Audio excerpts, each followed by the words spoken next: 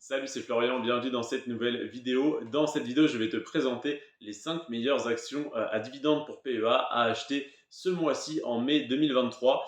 Alors, je te l'ai dit dans la vidéo d'hier, ce mois-ci, on a eu d'excellentes performances sur le PEA.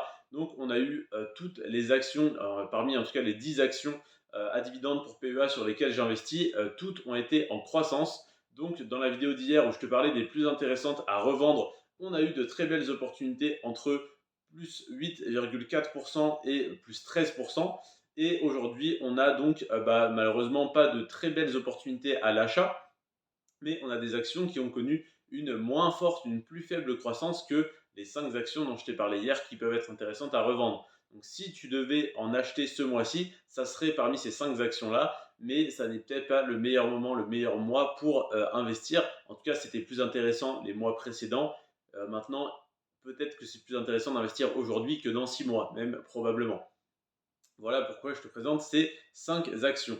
Donc la première, c'est la cinquième en tout cas de ce classement, c'est Air Liquide qui a fait plus 7,4%. Donc tu vois que 7,4% de croissance en un mois, c'est énorme, mais ça fait partie des 5 moins fortes performances sur les 10 actions sur lesquelles j'investis. Donc plus 7,4% ce mois-ci pour Air Liquide et plus 155% sur les 10 dernières années.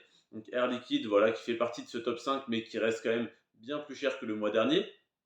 En quatrième position, on a Sanofi qui a fait plus 6% ce mois-ci et plus 33% sur les 10 dernières années. Donc Sanofi, très peu de risques à investir dessus, très peu de performance également parce que c'est très souvent corrélé. Donc plus 6% ce mois-ci, plus 33% sur les 10 dernières années.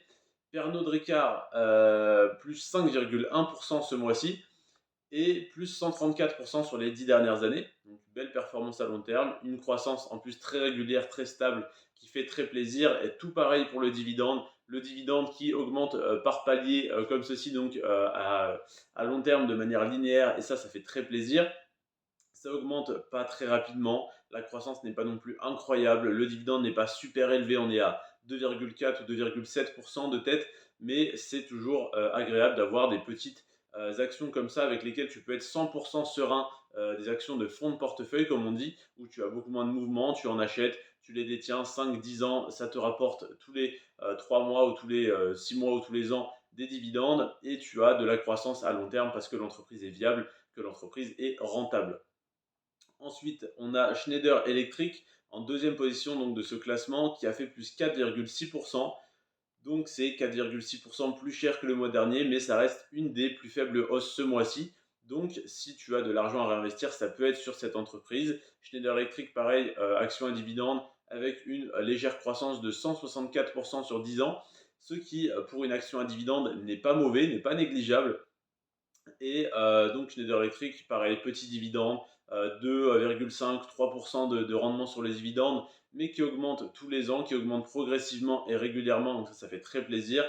Et donc plus 4,6% ce mois-ci, c'est quand même une hausse de pratiquement 5%. C'est un petit peu embêtant de racheter 5% plus cher qu'on aurait pu l'avoir le mois dernier, mais si tu as du cash à réinvestir, c'est peut-être quand même plus intéressant de le mettre maintenant, même si l'action vient de faire plus 5%, que de le mettre dans 6 mois ou dans un an, où peut-être que l'action aura fait plus 5, 10, 15, 20% de plus. Donc voilà.